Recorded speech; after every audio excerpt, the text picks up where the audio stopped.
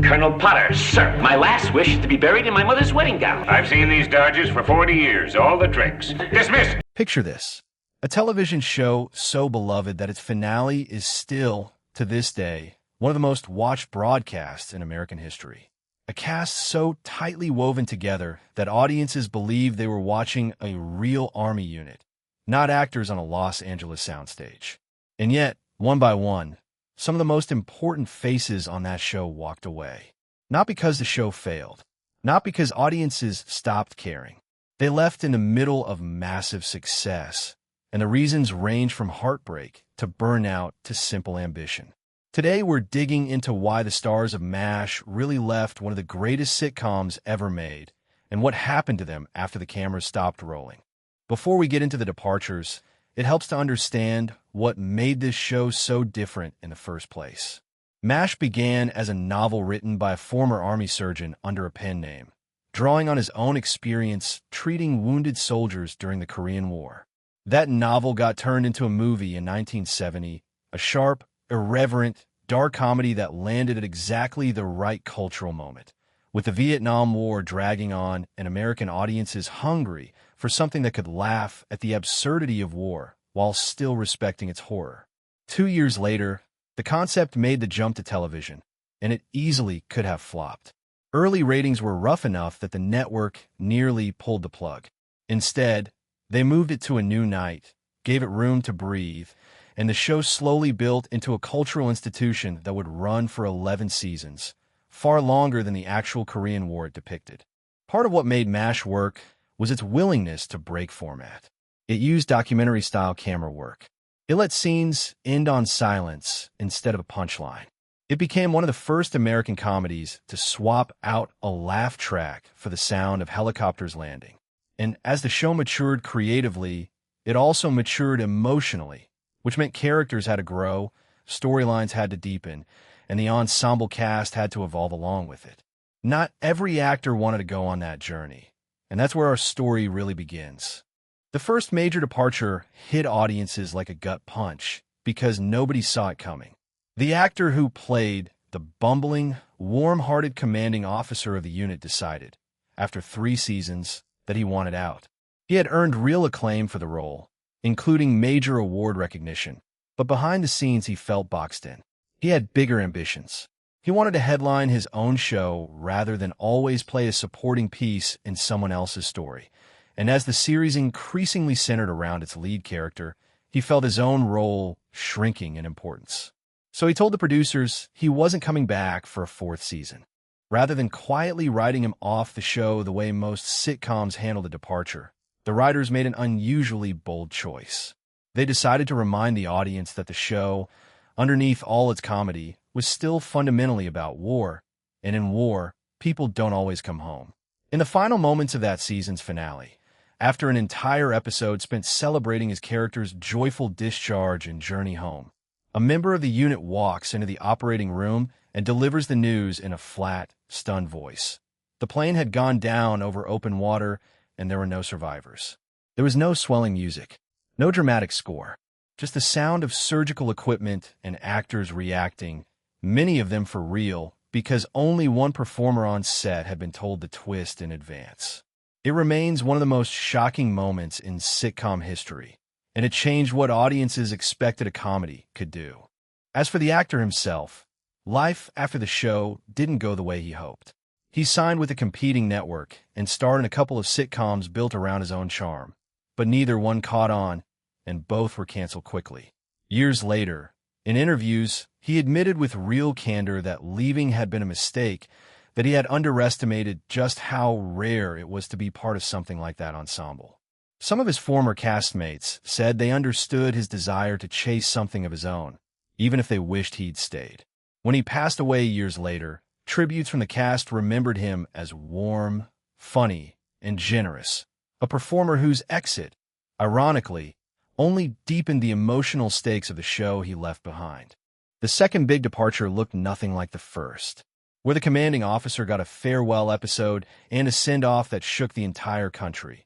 The actor who played one half of the show's original comic duo simply vanished between seasons with no explanation given on screen at all. He and the lead actor had been the engine of the early seasons, a fast-talking, rule-breaking pair whose chemistry carried much of the show's humor. But as the series went on, the writing increasingly funneled the emotional weight onto the lead character, especially once that actor began contributing to scripts and direction. The supporting half of the duo watched his own character shrink from co-lead to sidekick, and he grew frustrated that the role no longer had much left to say. What made this exit especially unusual is that his contract had technically never been formally signed. He'd been working the entire time on a handshake agreement, so when he decided not to return, the producers had no legal ground to stand on. He simply walked away, and the writers were left scrambling to explain his character's absence in the opening minutes of the next season, offering only a brief line about a discharge while the lead character happened to be on leave. There was no goodbye scene, no hospital send-off, nothing. Fans were left stunned that two major departures had happened back-to-back. A replacement character was introduced to fill the gap, one written to be steadier and more emotionally grounded. And while longtime fans still debate which version of the show they preferred, the change did push the series toward the more layered storytelling it would become known for. As for the actor, he mostly left showbiz behind and built a second career as a financial commentator and investor, occasionally popping up in interviews to joke about his old war stories. Reports say there was no lasting animosity between him and his former co-star, who spoke fondly of him for years afterward.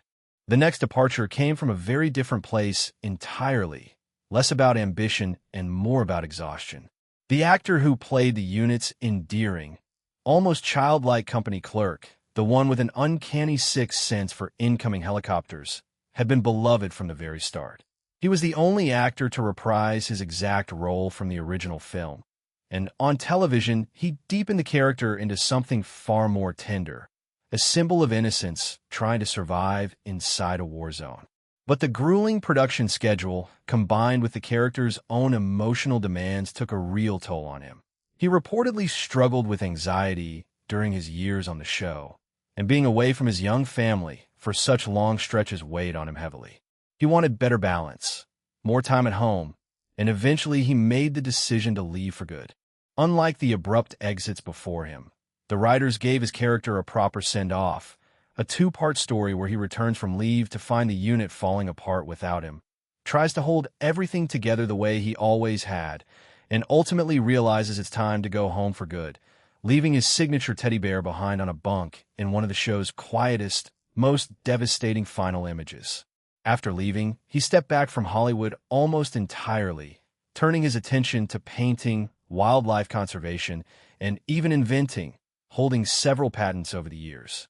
He since said the decision came down to two things: wanting to be present for his family and needing to protect his own well-being after years of burnout. It's a version of the story far less about scandal and far more about a person choosing his own health over fame, which is worth remembering. Then there was the actor who played the show's original comic antagonist, a rigid, self-righteous officer whose petty rule following and secret romance made him an easy target for ridicule in the early seasons. It was a fun role, but a narrow one, and as the show around him kept growing more emotionally complex, his character stayed frozen in the same one-note position season after season. By his fifth year on the show, the actor felt he had done everything he could with the part and chose not to renew his contract. He wasn't fired, and there was no dramatic falling out. He simply believed the character had run its course. His exit ended up freeing the writers to move away from cartoonish villainy altogether, paving the way for a very different kind of antagonist to take his place, one written with far more nuance and internal conflict. That replacement character stayed with the show all the way to its final episode, closing out his arc on his own terms rather than departing mid-run. And his final scene, teaching prisoners of war to play music, is still remembered as one of the most beautifully understated moments in the show's history. Years later, that actor spoke openly about his personal life in a way that took real courage for the era, and he remained deeply respected in the industry for both his talent and his honesty right up until his passing. Of course, no conversation about this show would be complete without recognizing the women who helped hold it together, even when the scripts didn't always give them the space they deserved. The head nurse character began the series as little more than a punchline, defined mostly by a teasing nickname from the original film.